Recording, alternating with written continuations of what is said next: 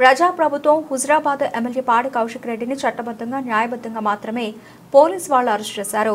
మాజీ మంత్రులు హరీష్ రావు మరియు గంగుల కమలాకర్ ప్రజాప్రభుత్వాన్ని బదనాం చేసే ప్రయత్నం కౌశిక్ రెడ్డి చట్టబద్ధంగా చేయలేదు, తప్పుడు ఆరోపణలు చేస్తున్నారు. వారి వ్యాఖ్యలను తీవ్రంగా ఖండిస్తున్న డాక్టర్ చరణ్ కౌశిక్ యాదవ్, పీసీసీ ప్రధాన కార్యదర్శి.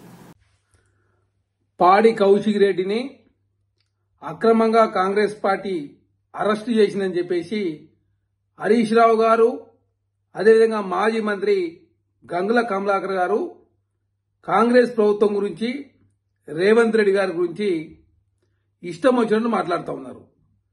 పాడి కౌశిక్ రెడ్డి హుజరాబాద్ ఎమ్మెల్యేగా ఉండి సర్వసభ్య సమాజం తలదించుకునే విధంగా అసెంబ్లీలో స్పీకర్ గారిని అవమానిస్తాడు.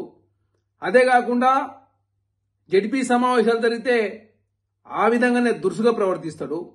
నిన్న కరీంనగర్లో సర్వసభ్య సమావేశం జరిగితే కౌశిక్ రెడ్డి గారు ఏకంగా డాక్టర్ సంజయ్ గారి మీద దాడి చేసే ప్రయత్నం చేసిండు.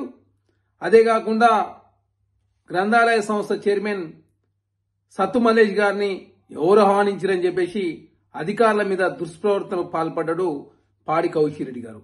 అదే కాకుండా గేమ్ చేంజర్ సంబంధించి ప్రీమియర్ షోకు సంబంధించి వ్యవహారంలో కూడా ముఖ్యమంత్రి గారి మీద అడ్డంగా నోటికి ఏదొస్తే అది మాట్లాడిన వ్యక్తి పాడి కౌశిక్ రెడ్డి గారు.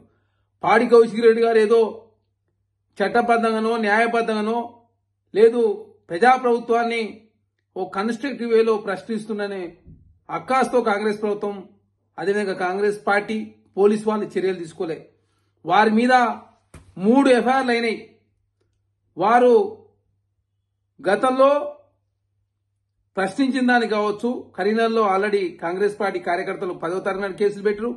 అదే కాకుండా కరీంనగర్ ఆర్డీఓ గారు ఒక కంప్లైంట్ ఇచ్చిండు, సత్తు మల్లేష్ గ్రంథాలయ సంస్థ చైర్మన్ ఒక కంప్లైంట్ ఇచ్చిండు, డాక్టర్ సంజయ్ కుమార్ గారు వారి పిఏ ఒక కంప్లైంట్ ఇచ్చిండు. ఈ రోజే డాక్టర్ సంజయ్ గారు అసెంబ్లీ స్పీకర్ ప్రసాద్ కుమార్ గారు కలిసి వారి మీద జరిగిన దాడిని చాలా స్పష్టంగా వారు వివరించారు. అదే కాకుండా బిఎన్ఎస్ యాక్ట్ 132, 115/2, 352, 292 మరో ఫిర్యాదు కూడా నమోదు కావడంతో 126/2, 115/2 సెక్షన్ల కింద కౌశిక్ రెడ్డి గారిని కాంగ్రెస్ ప్రభుత్వం చట్టబద్ధంగా న్యాయబద్ధంగా ఒక ఎమ్మెల్యే యొక్క హక్కులను హరించే ఆలోచన లేకుండా చట్టబద్ధంగా మాత్రమే కాంగ్రెస్ ప్రభుత్వం చర్యలు తీసుకుంటా ఉంది.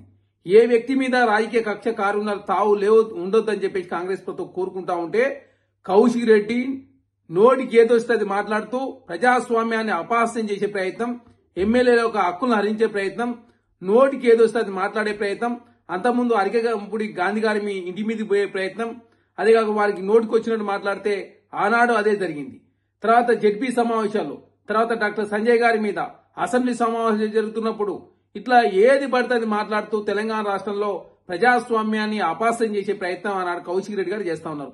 కౌశిక్ రెడ్డి గారు హుజరాబాద్ ఎలక్షన్ల సందర్భంగా నాకు ఓట్లేస్తే జైత్రయాత్రకు వస్తా, లేక ఓడిపోతే నా శవయాత్రకు మీరు రండి అని చెప్పేసి హుజరాబాద్ ప్రజల్ని బ్లాక్మెయిల్ చేసి భార్య పేరు మీద భార్య బిడ్డ నేను ముగ్గురం విషమించుకొని చేస్తామని చెప్పేసి బ్లాక్మెయిల్ చేసిన వ్యక్తి.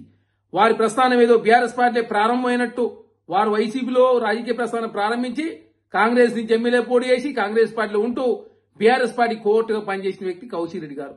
ఆయనేదో దేశ సేవ చేసినట్టు, ఆయనేదో సచ్చీలు అయినట్టు, ఆయనేదో నిజాయితీ పెరగనట్టు హరీష్ రావు గారు, అదేవిధంగా గంగుల కమలాకర్ గారు మాట్లాడుతూ ఉన్నారు. వారి వ్యాఖ్యలు తీవ్రంగా ఖండిస్తూ కాంగ్రెస్ ప్రభుత్వంలో ప్రజాస్వామ్యబద్ధంగా ప్రజాస్వామ్యయుతంగా పనిచేస్తా ఉంది. ఏ ఒక్క వ్యక్తి యొక్క హక్కులను హరించే ఉద్దేశం కాంగ్రెస్ పార్టీ లేదనేది చాలా స్పష్టం. దయచేసి మీరు ఇట్లాంటి చిల్లర మల్లర మాట్లాడదని చెప్పేసి మీకు కోరుతా ఉన్నాం.